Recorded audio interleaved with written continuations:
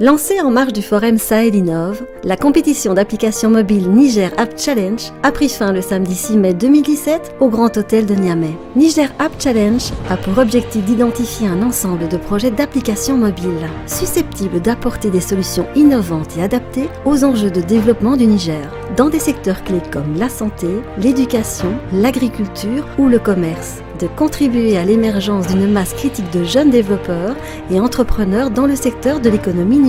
Niger App Challenge est une compétition d'applications mobiles et web qui est organisée par le ministère des Postes, des Télécommunications et de l'économie numérique avec l'appui de la Banque mondiale et mis en œuvre par le SUPMEN, Centre incubateur de petites et moyennes entreprises au Niger.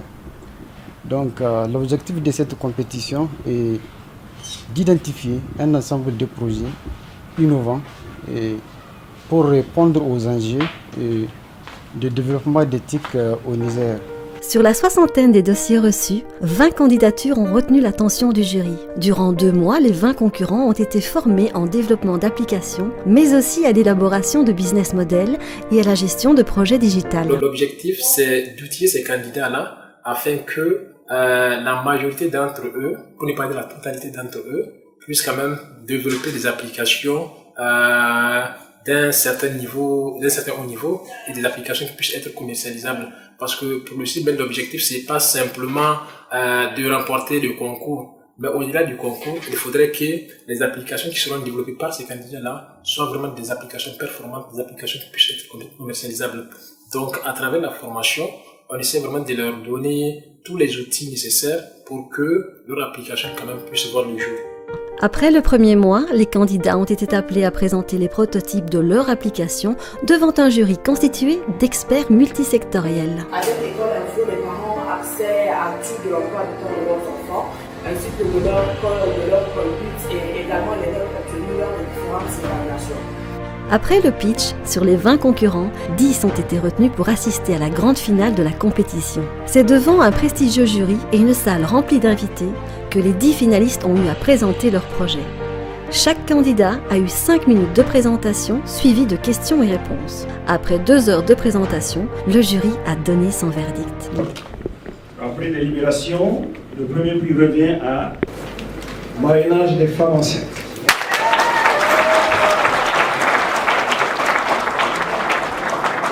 Le deuxième prix revient à Shawara. D'habitude, on garde le suspense sur le troisième, École Info.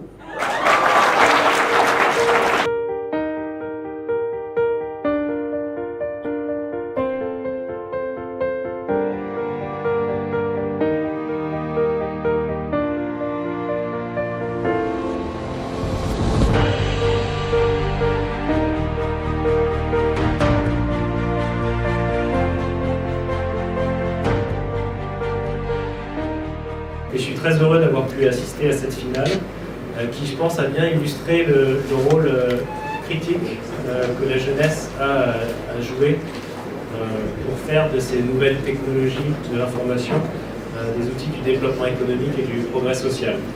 Donc on a un moyen de changer la vie des gens et de changer la vie des gens à tous les niveaux de la société.